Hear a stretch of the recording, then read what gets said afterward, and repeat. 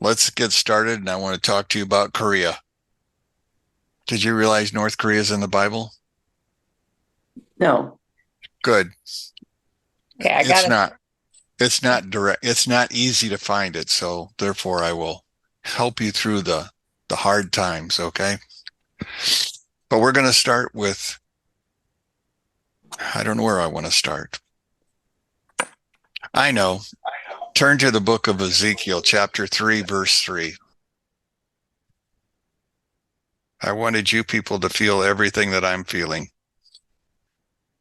So actually, let's start in verse 2 or verse 1. Verse 1 begins by saying, He then, which is God, said to me, Son of man, that which you find, eat. Eat this scroll, then go to speak to the house of Israel. So I opened my mouth. He fed me that scroll. And he said to me, Son of man, feed your stomach and fill your innards with this scroll that I will give you. So I ate, and it was sweet as honey in my mouth. But, verse 4, and he said to me, Son of man, go approach the house of Israel and speak to them those words, for not to a people in coherent language and difficult speech are you being sent. So God coded a message onto the scroll that was eaten by Ezekiel.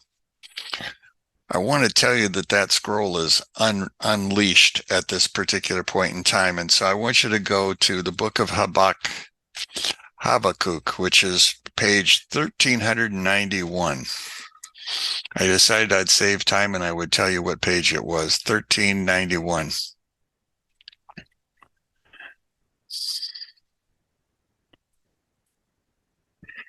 And I want to look at the first 5 verses, if you don't mind.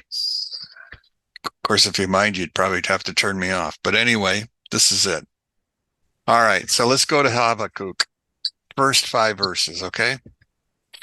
So the prophecy that Habakkuk, the prophet, saw. So in other words, this is a vision that he's having. How long, O Hashem, will I cry out and you not hear me? How long will I cry out to you regarding, note, injustice and you not save? Why do you allow me to see iniquity and you look at evil deeds with robbery and injustice before me, while the one who carries strife and contention still remains? That is why the Torah is weakened and justice never emerges. Since the wicked surround the righteous, therefore justice emerges distorted. Look among the nations and observe and be utterly astounded, for God is bringing about an occurrence in their days, in your days, that you will not believe when it is related. We're about to talk about the book of Jeremiah. But when we talk about the book of Jeremiah, we're also talking about present day world. The Hebrew is not only in past tense, the Hebrew is in future tense. So what we're going to be speaking about covers a lot of different areas, a lot of ground. And so we're going to be talking, and I'm going to be adding to your notes. In fact, I want to go through personally, page by page, the notes that I gave you from the Arizal that Rabbi Sutton had transposed for us. But let's begin with the third verse, because that's where the prophecy actually begins. It says, For thus said Hashem to the people of Judah and Jerusalem. Now, this is Jeremiah chapter 4. Plow for yourselves a furrow and do not sow upon thorn bushes. So, in other words, as a farmer, you obviously have a field in which you have already growing lots of things that were never planted. They were just weeds. Well, according to the story, then, Jeremiah is asking them to look at the field first, make sure there's no thorn bushes, and pull them up if there are. Because look at what it says in verse 4. Circumcise yourselves unto Hashem, remove the barriers of your heart. O people of Judah and inhabitants of Jerusalem, lest my wrath go forth like fire and burn with none to extinguish it, because of the wickedness of your deeds. Note, plow the field, and then he immediately goes to circumcise yourselves. Now, we understand that circumcision is that idea of purifying an area, purify your heart, klipot, take care of the klipot that's located there. So be careful and remove all your impediments so that you can be righteous. Remove any of the barriers that are between us. Are we doing the right things for ourselves, or are we doing the right things for the glory of God? That's what Jeremiah is talking about. That's what Hashem has left him for a message. What have you allowed to grow in your field to distort the picture of goodness? As we look, we're going to find several stories that are going to be rather interesting. And those interesting stories are going to lead us to understandings that probably aren't easily seen in our story.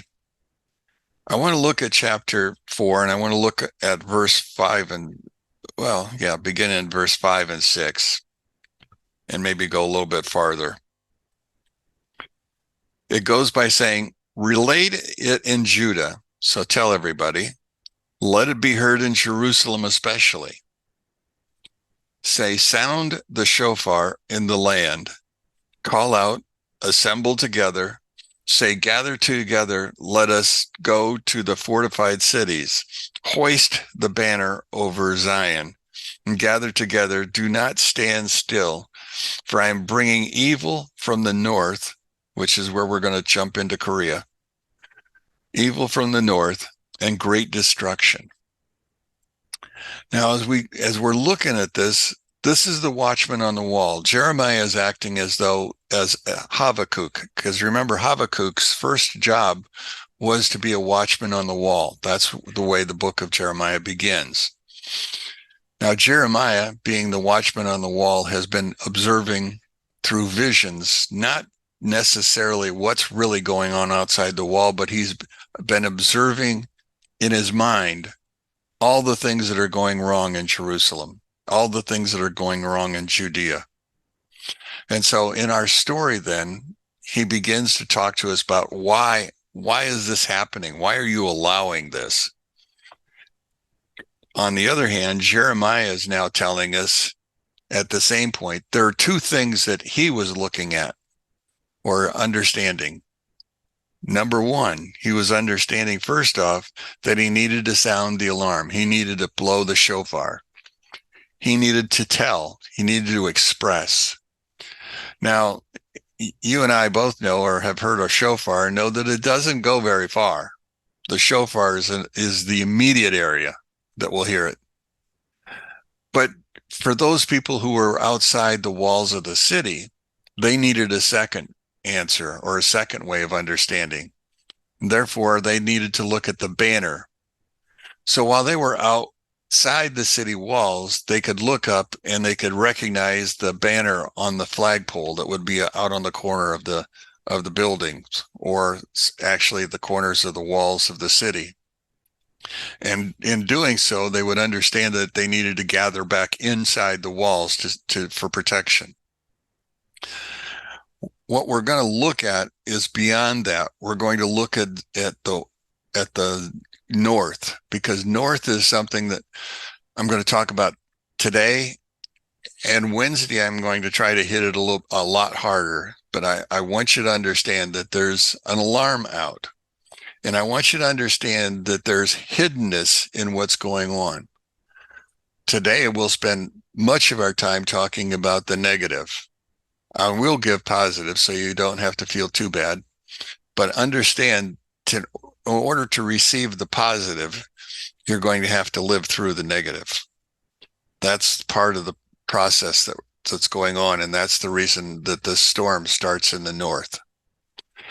I want you to look at the bottom of what would appear to be page 1, and I want to read for 3 or 4 pages so that I get across all the ideas that are there, because there's so many of them, and I'll probably expand on a couple of them. And if you have questions about what is exactly I'm saying, stop me and let me expand on what you don't understand.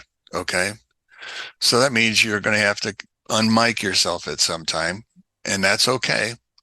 I just want you to understand exactly what I'm teaching and make sure that there's no questions about what you're going to be hearing.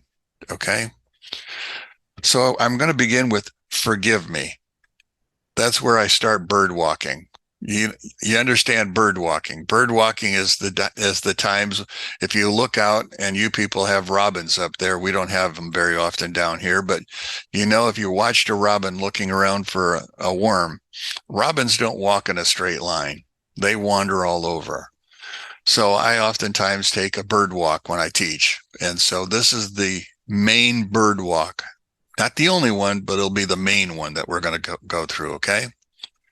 So it begins by saying, forgive me, but I wanted to take a small bird walk here and talk about the word north. Originally, the information I'm going to share with you came from the Arizal. The Arizal was in the 16th century. Now, his information was later put into what the Hasidic people called Lukatei Torah. In other words, the understandings and explanations of the Torah.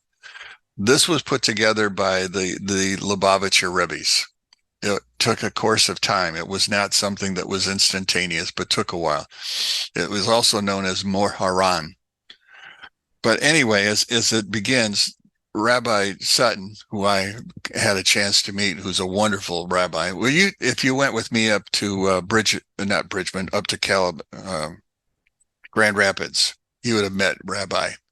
He's not the most exciting speaker you ever want to listen to. He's very monotoned, and he oftentimes takes a break and he ends up staring at the sky and pulling down the English or Hebrew to make total sense of what's going on. But anyway, this is what he's written. Bereshit, in the beginning, Elohim created the heavens and the earth, Genesis 1:1.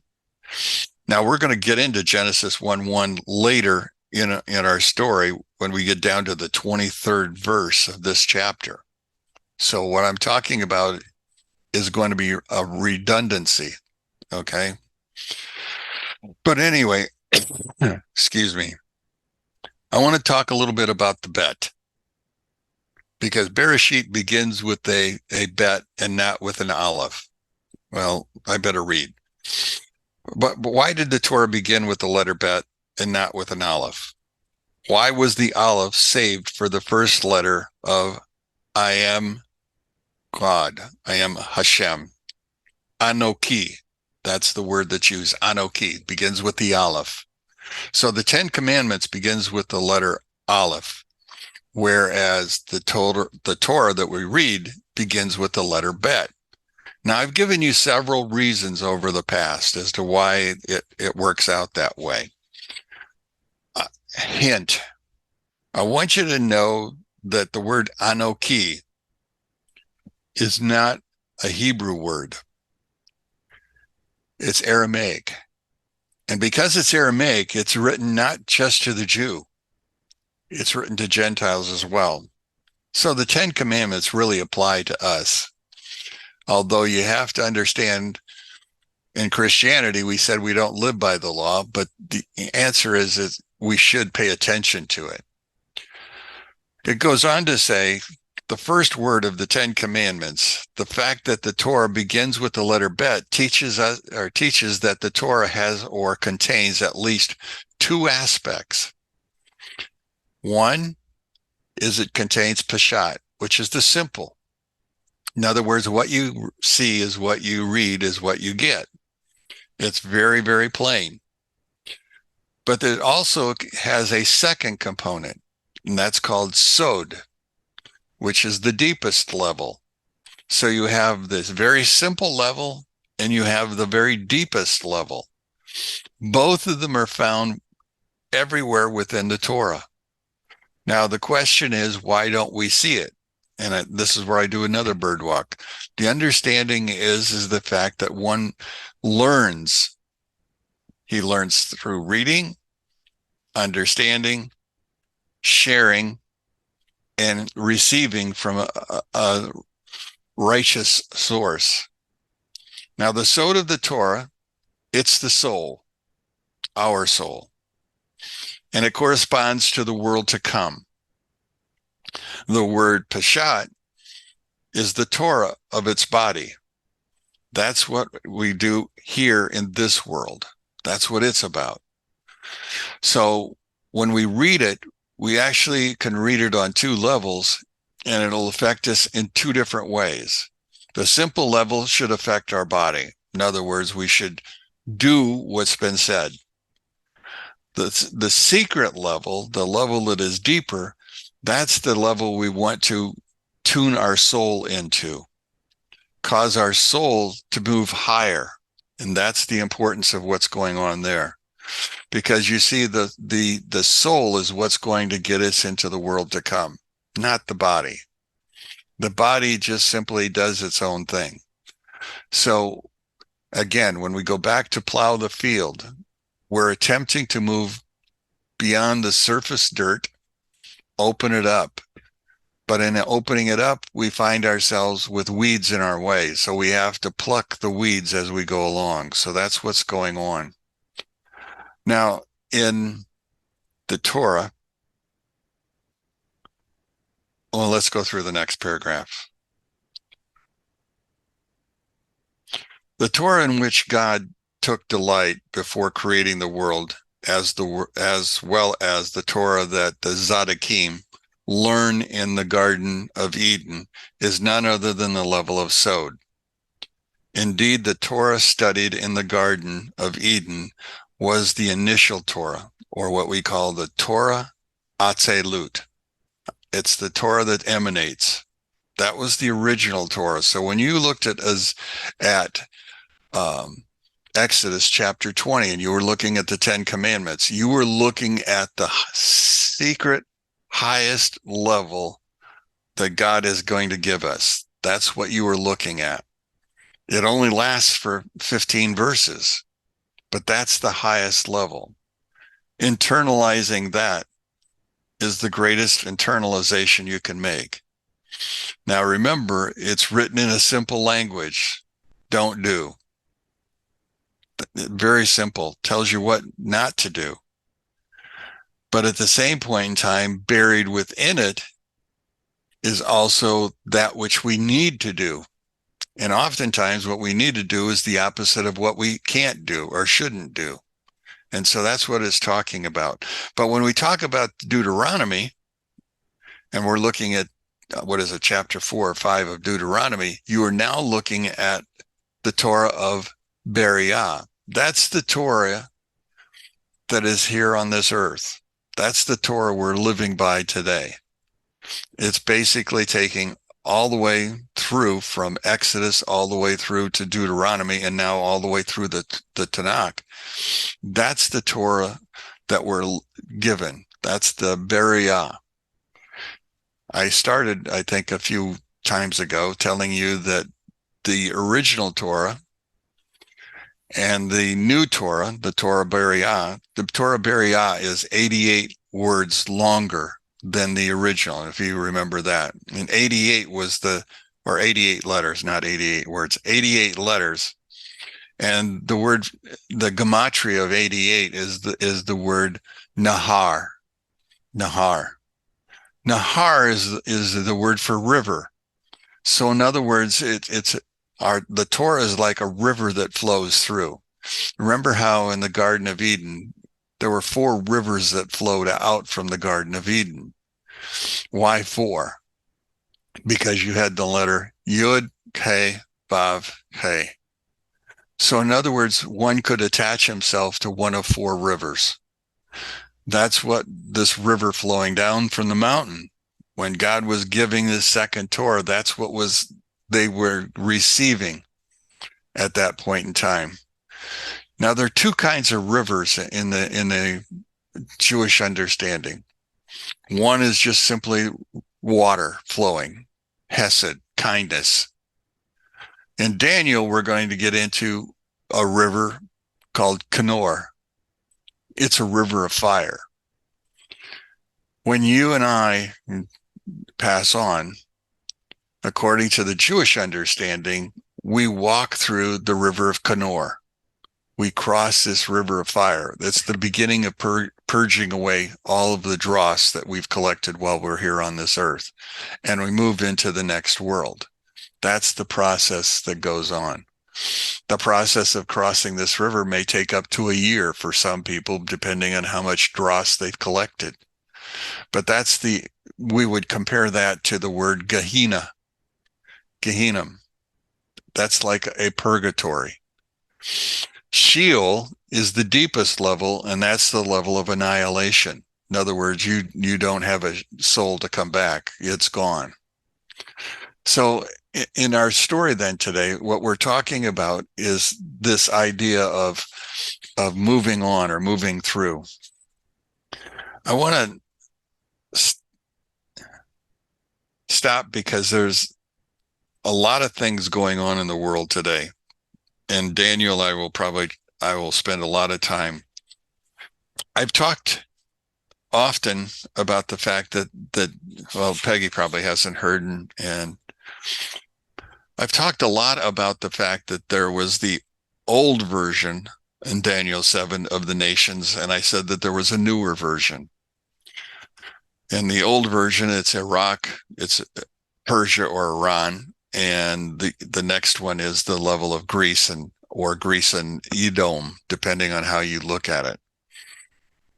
In this newer version, we're going to again look at the bear, and I want you to see something different.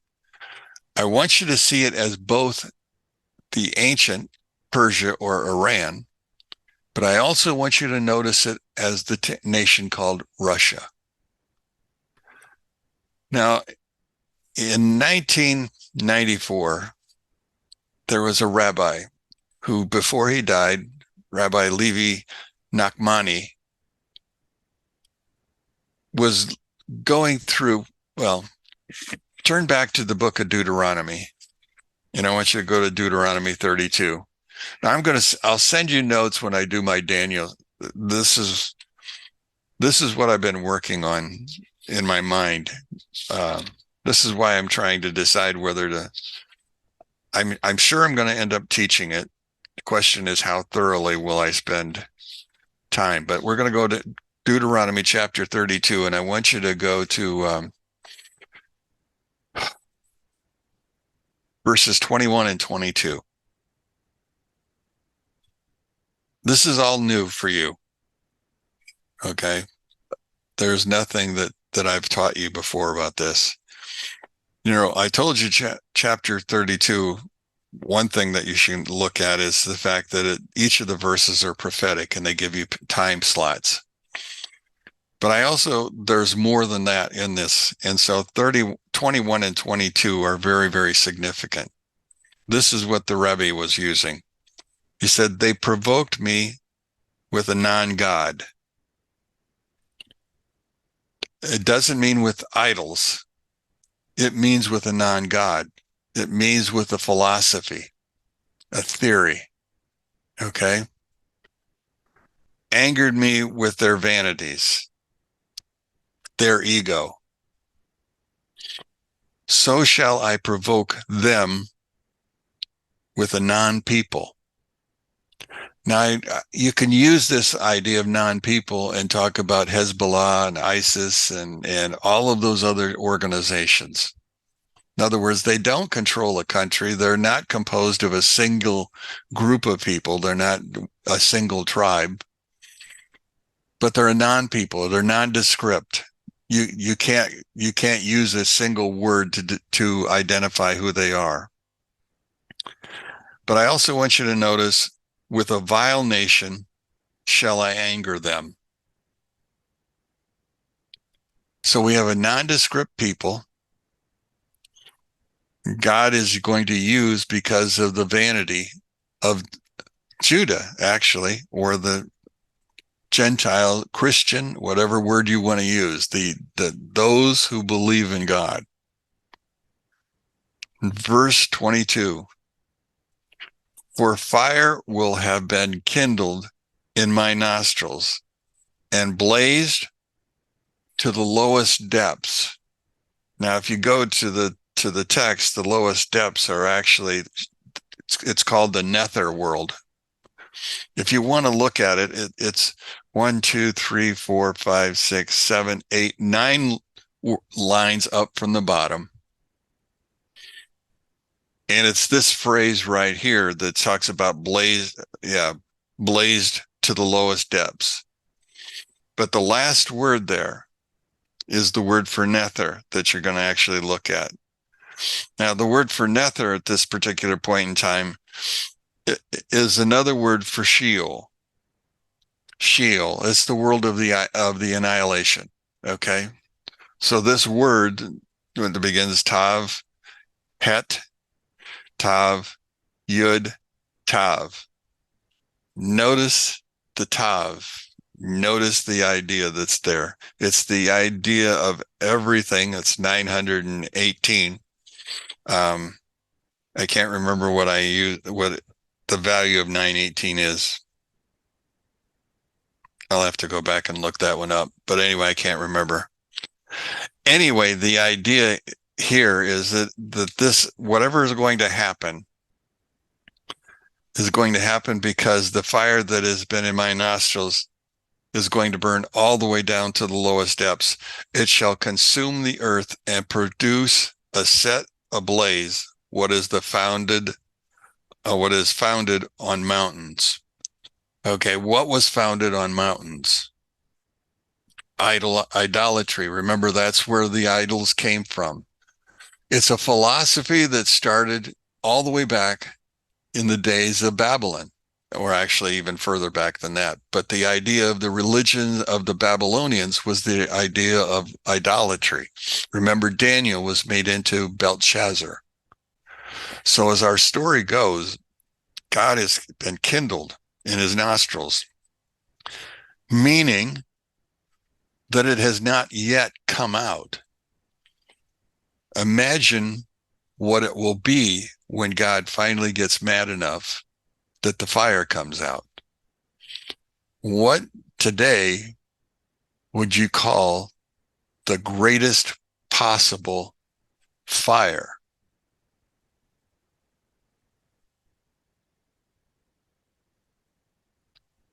What's the greatest possible fire? Nuclear.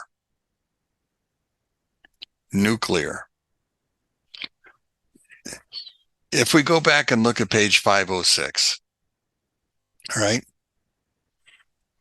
what's the one thing you can say about 506? I'm sure I've mentioned it before, but anyway. Lots of spaces. Why? Thought. God and Moses are thinking. In other words, if we really could understand what the text is saying, we'd have to understand there's a great amount of secrecy, great amount of sod that's buried within this text. Something that's not easy to understand. If you had a Zohar, it's Vayera 32a. And the understanding is the fact that God has gone through a process. I don't know if you realize it, but Isaac or Ishmael was 13 years old when he was circumcised. And you remember Abraham was told that he needed to send his son Ishmael away. But he didn't want to. He wanted to share with Ishmael what he shared with Isaac. And God said, no, this is only for Isaac. But what I will do is I will give you the land of Israel for give Ishmael the land of Israel for 1,300 years, which is what he did after the dispersal. Islam came.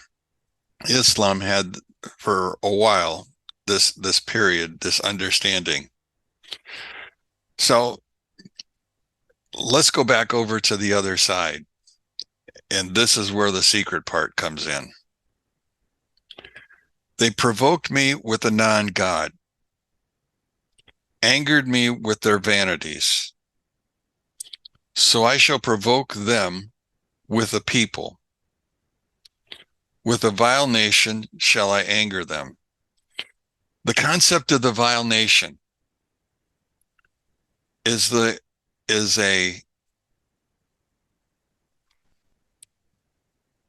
nation on the edge of the world, is how it's spoken in the Zohar. A nation on the edge of the world. Time out. Does the world have an edge? It's a rhetorical question. No, it doesn't. So what is it the rabbis understand that to mean? It's the far eastern edge of the world. The far eastern edge of the world. Now, the nether world is also the world of Sheol. And so the rabbi put together the understanding of Sheol, its spelling, which is the idea of Shin, Aleph, Vav, Lamed. Well, the Shin can also be the letter sin. Remember, if you put the dot on the left or the dot on the right, if it's on the right, it's Sheol. If you put it on the left, it's sin. If you take a look at that word, then what you actually have is the word soul. Soul. Is there such a place in the world called soul?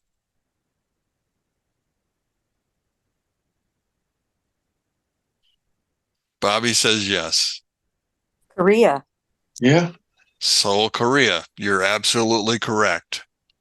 So the city on the edge of the world is Seoul. What the rabbi understood from that after having, and again, the text is written two ways, simply and more complicated, the depths of it. So we're talking about the very depths of this word. This word for nether is the word speaking about soul. If you were looking at a newspaper today, what would you think when you read the word Seoul, Korea? What should come to mind?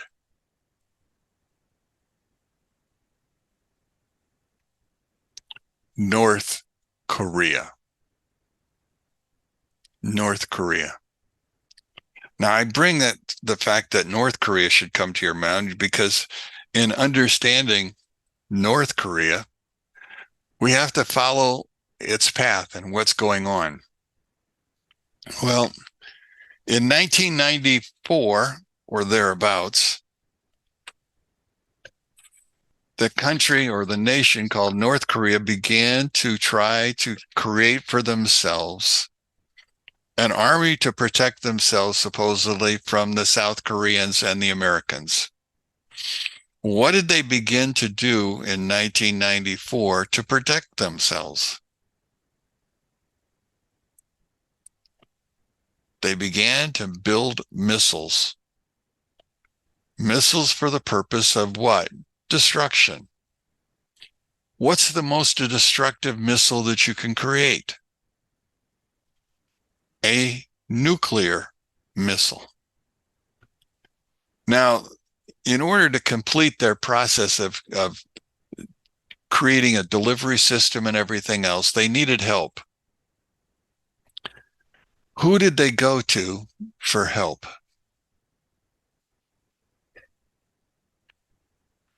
Okay, let me give you another hint. What is the number one nation in producing drones. Is it Iran? Iran.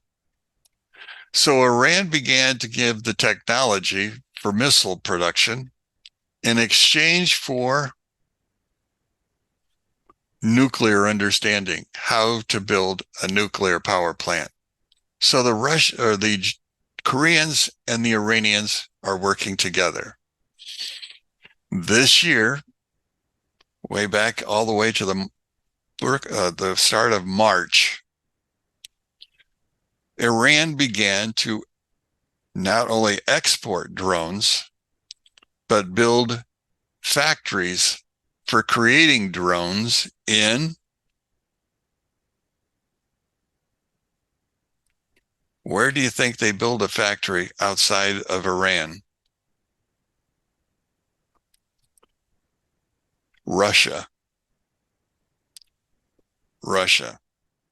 So now you have drones, you have nuclear energy, and Russia already had nuclear energy, and you had the beginnings of a drone factory. Why did Russia want a drone factory? Because the Russians were running out of munitions and delivery systems. Remember, the Ukrainians were now able to knock their jets out of the sky. So in order to avoid that, we began to see where there were rocket attacks on the Ukrainians. The rocket attacks on the Ukrainians weren't from missiles. They were from drones. Drones that were fired accurately. They intended to hit hospitals. They intended to cause as much destruction as possible. Now, there's lots of reasons why, but this is the beginning. The next thing that is going on is the fact that since then, we now have 4 powers that are working together to establish a different monetary system. How many recognize the name BRIC? B-R-I-C. Anyone? BRIC is the currency manipulation system. The United States and the world have been operating out of the dollar. What is it that the Russians, the Chinese, the Iranians, and the North Koreans, what was it that they want for a currency? Gold, silver, and platinum. Basically, their attempt is to destroy the American economy by eliminating that. Now, Lori has been sending me articles and we can talk about this. And that's why, Lori, I said, bring it up today. The thing called NETIV, which is, according to the papers, isn't real, but according to the articles that you sent me, is real. Deals with the fact that in year 2000, Clinton signed a bill in which they began to move, they were told that they would move off of the paper standard, which Richard Nixon had put us on, back into the gold standard. That's what was supposed to happen, but it hasn't happened because nobody is talking about it. The process will occur one way or the other. We will move away from the paper standard, whether we want to or not, because of BRIC, because of what's going on. So far, BRIC has attached itself to Africa, South America, to the Middle East. Only the United States and Europe right now and Australia seem to be opposed to this new standard that's going to be created. It'll be interesting to see what happens underneath it. But that's where things are going. All of that comes from the idea of North Korea. That was a substance that was there. So let me go back to the story again. Middle of page 3, or page 2. The fact that the Torah begins with the letter Bet also teaches us that the Torah we have here is in a physical dimension, is not the Torah of Atzilut, but the second Torah of Beriah. The sages say that this is the one that was enclosed and assumed the lower form of this world. By being enclosed, it means the fact that the secrets that were in it are now hidden. You have to open up the clothing in order to find the secrets that are there. The sages cautioned in Hagigah 14b that the Tzaddikim do not have permission to speak about the level of Aleph, for it relates to questions such as what is above, what preceded this world, what is below, and a whole list of other questions that we oftentimes ask. So the Tzaddikim, I had a book, it's called, David Brown. Oh, well. Escapes my mind. Creation. Yes. Mysteries of creation. Mysteries of creation. Begin to delve a little bit into it, but they don't go as deep as they could or should. But it's because the Tzaddikim are told that they can't really speak to it. But in the world of Atzilut, that's where we're going to go. We have to go back to the concept, or the concept in Bereshit, where it talks about Bereshit bara. Bara means created. So this first idea created this world that we're living in. That's what's going on. In the world of Atzilut, and anything that precedes that, which is the world called Adon Kadmon, which is a nebulous world that we will all be a part of. In fact, we are a part of it now. We just don't know it. But the idea is we may only contemplate it. Atzilut corresponds to pure thought. Beriah speaks of oscillating thought. And this is from intermediate stage that takes place as we translate pure thought into words. Yetzirah is about the speech, the words that we use. Asiyah is about the deeds or the actions that we perform because we understand the words. All of this comes from one verse. If you look at the verse, it's in Job 28, verse 27. It's a simple verse. He saw it. He declared it. He measured it. Yes, and he examined it. That's the verse. But if you break it down into the parts, you find out that what you're talking about was when he saw, that's perfect thought. That's the vision that Daniel had. He declared it. That's the oscillating thought. He gave us the bulk of the matter. You remember that in chapter 7? That's how we started out. He gave us the sum, the major points. He didn't give it all. So he gave us what we call oscillating thought. The next word is he measured, speech. He gave us an understanding. He told us what he knew. Well, he didn't tell us all that he knew, but he told us what he knew. That's Yetzirah.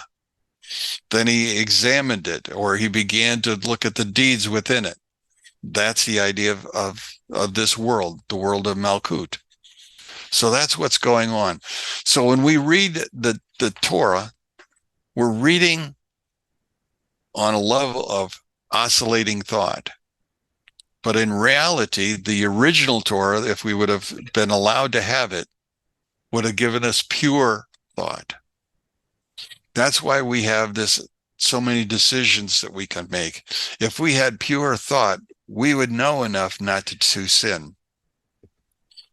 That's how close at Mount Sinai we were to a world that would have been perfect back then. And we wouldn't go through what we're going through now.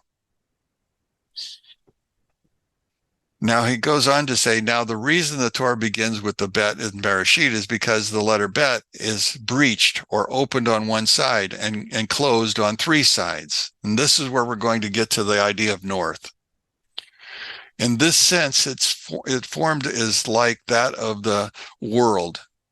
The intention behind this was that if any man would think to declare himself a deity, people would challenge him to create or complete this fourth side. This is the challenge that that the rabbis would have posed to anybody who said that he was actually God, the creator. This would have been a tough question for most to answer. In fact, there was one Roman emperor who claimed that he did, in fact, create the world, and his name was Caius Caligula. He was an awful man, but anyway, he was the emperor of Rome. And we find in the Talmud, it says in Sota 33a, and again it is repeated in Josephus's works. It happened once that Shimon HaZaddik, who is Shimon HaZaddik? Shimon Bar Yochai, the author of the Zohar, the words, heard a voice from heaven that issued forth from the Holy of Holies. That's in the heavens, not here on earth, because when the Holy of Holies here on earth had already been destroyed. The enemy's decree to place a statue of himself in the temple has been annulled. What temple was he going to put this statue in if the temple had already been destroyed? He was going to go to the highest temple. His understanding was, I will go to where that is, which is above. That's what he was thinking he was going to do. So at that moment, in another part of the world, Caius Caligula was slain and his decrees were annulled. Now they noted at that time when the voice from heaven was heard, and it tallied with the time when Caligula's assassination occurred. Here's where the Ari gets into our story of the bet. Now the Ari said, this breached side is none other than the north side of the world, as the verse indicates. So the open side speaks of that. Can you remember what the bet looks like? If you have to, go back to the very first page and go to that very first letter, the giant bet. You know that it's closed on three sides. One side is open. What he is telling us here is this breach side, which is none other than the north side. So this technically is the north side. It doesn't look like the north side because it's on its side, but we would turn it this way. Now we would recognize it as being north, but that's the open side that we're talking about. So the open side of the world, as the verse indicates, he stretches forth the north over Tohu and suspends the earth upon nothingness. Let me read it. That goes back to Job 26:7. This is to say that the Blessed One placed a firmament over all of the other directions, east, west, and south, like a dome is placed over the city's walls. Only over the breached side of the world is the firmament suspended over nothing. There's nothing there.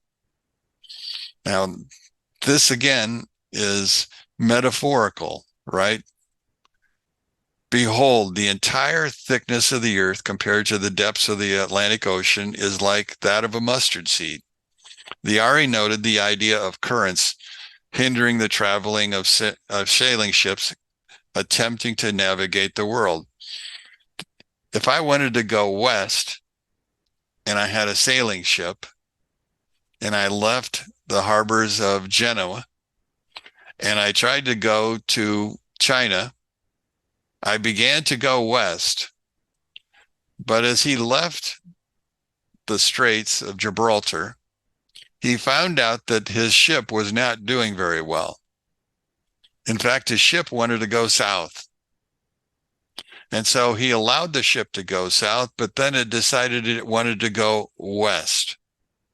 Now, he wanted to go west all along, but he couldn't because the currents were making him go in an opposite direction. And so he eventually got to New China or America. He wanted to return to where he came from, but he couldn't go back the same way because the currents were against him. So what did he do in order to get back to Europe? He allowed the ship to go south again, where it picked up a second current that brought it back to the east. Then, doing the hard thing, he found himself sailing as much as possible against the winds, but along the coast, he was able to find a current that would take him north again towards Genoa. The Ari is talking about the fact that there's the currents hold us or keep us from going where we want to go. They're the Torah, they're the tohu, they're the desolation that we go through as we're passing. Kabbalistic tradition always clothed information about the hidden spiritual dimensions in scientific facts.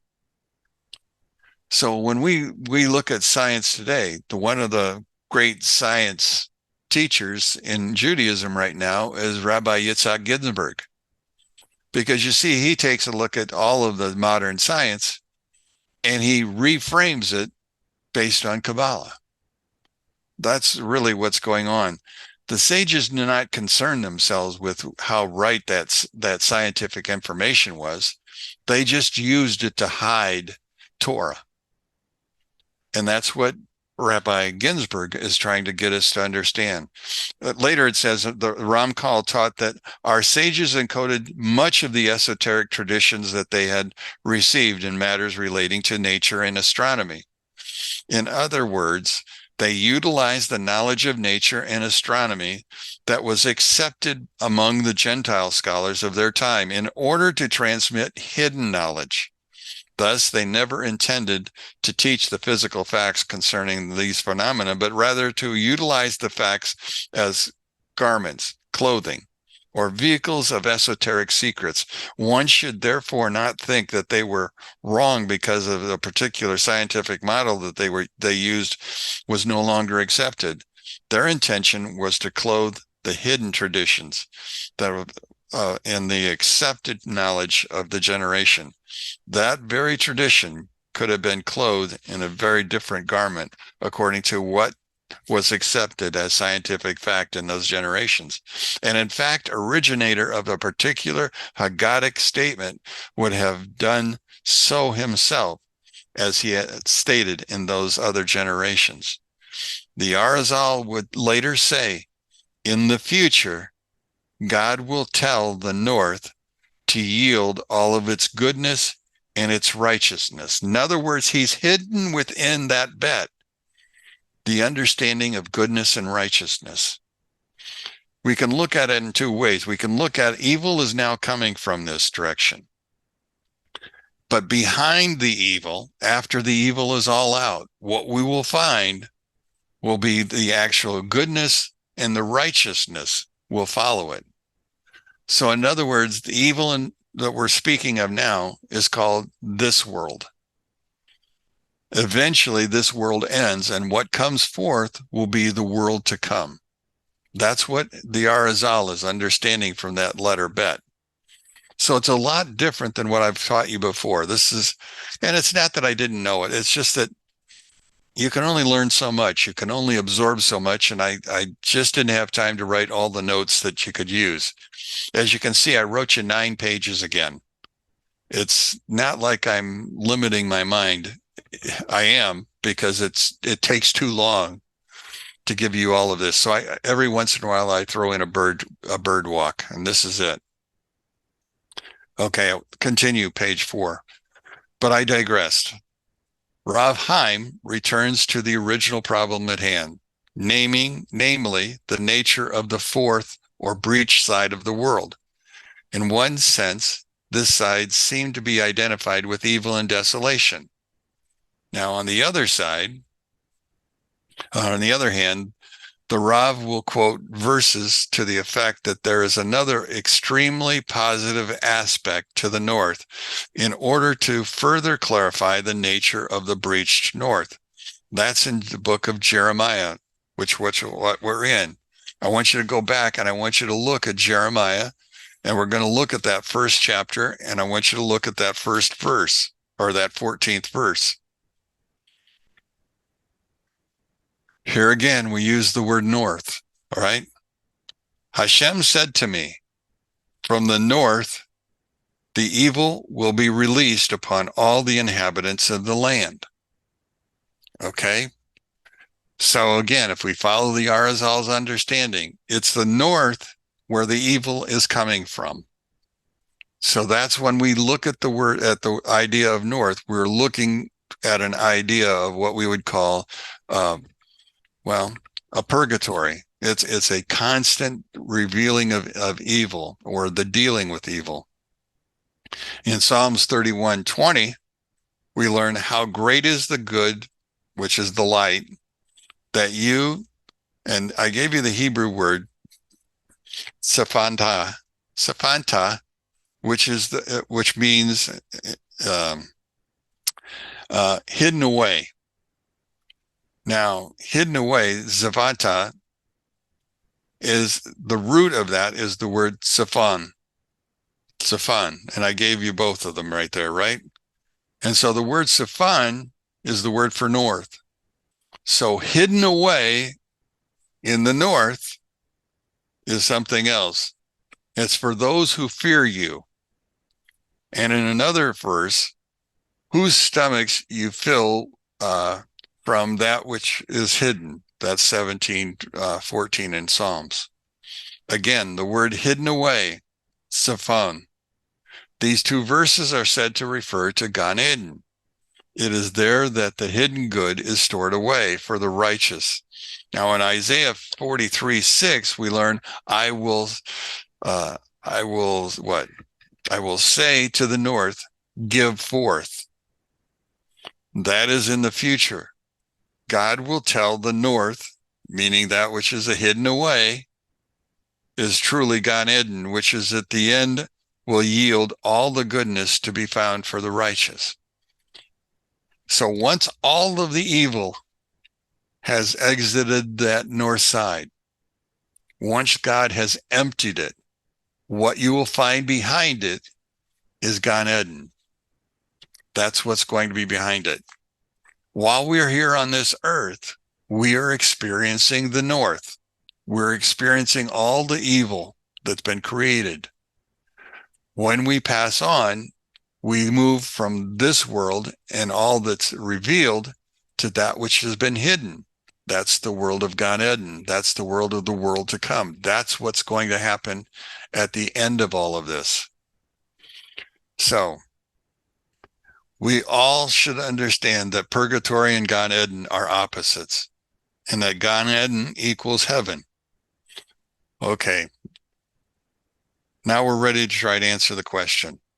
How can one word represent both? And what does this have to do with the breach side of the world? And that's where I, again, continue the walk. The truth is that Saphon, north, speaks of Geverah. So if I wanted to give you another word other than word north, I would use the word Geverah. I'd use the word of constriction. I'd use the word of judgment. That's what it's talking about. And the person we know as Isaac represents the north. The person who represents the south, or kindness, that's Abraham. So Abraham gave kindness. He blessed the world. Isaac, on the other hand, he held it in secret. He did not extract it, or he did not share it with everybody. And that's what's going on. So Abraham was the good guy, but Isaac was also good in the sense that he constricted it, because there's not as much judgment as we think there is, although it is plenty, more than enough. So hopefully you understand that the two places that emerge from the breached northern side of the world, first was Atzelut, which we had in Exodus chapter 20. But Israel couldn't hold on to it. So God had to give us the commandments a second time, and that's why we're in the world of Beriah. That's what's followed after it. So in our place now, Beriah comes from Isaac. That's the world of fire. That's the world of the elements of the north side of the world. That's what's going on at this particular point in time. Should go back to read my notes. Hopefully you understand that the two places that emerge from the breach side of the world, Atzilut and Beriah, both precede the world. Isaac, on the other hand, embodies Gevarah, or the element of fire, which is the north side of the world. Gevarah is the opposite of Hesed, whereas Hesed gives forth, Gevarah restrains. For this reason, Isaac didn't want to bless Jacob. He didn't even want to bless Esau, except as a reward. He blessed he who he thought was Esau in the hope that Esau would act towards the world in kindness. This is said to be the meaning of what Isaac said to Esau. Now take your sword, your bow, and go out into the field to trap some game for me. Make it a tasty dish, the way I like it, and bring it to me. My soul will then bless you before I die. So the explanation for this seemingly anomaly is that just as Jacob and Esau both emerged from Isaac, so did Gan Eden and Purgatory emerge from the north, the breach side of the world. Similarly, just as Gan Eden and Purgatory both precede the world, so also does God precede the Torah in the word Beit of Bereshit. In this way, he informed us the two places that emerge from the breached north side of the world both preceded the world. We know that Gan Eden preceded the world from another verse. God planted a garden in the east of in the Eden in the east. Mekadim speaks of before. So he planted a garden before in the east. We similarly understand that we know that Purgatory preceded the world, for its hearth is ordained and old. God's breath, like the stream of brimstone, kindles it. Okay, I just added another layer to the meaning of Bereshit and why the first word begins with the bet rather than the other. Reshish is just simply the word for beginning. So we have two beginnings again. It really reinforces the idea that the righteous who keep the Torah will be rewarded, while those who nullify and negate the Torah will be punished in their due time. Okay, it's 10 o'clock. What questions might you have from what we just talked about?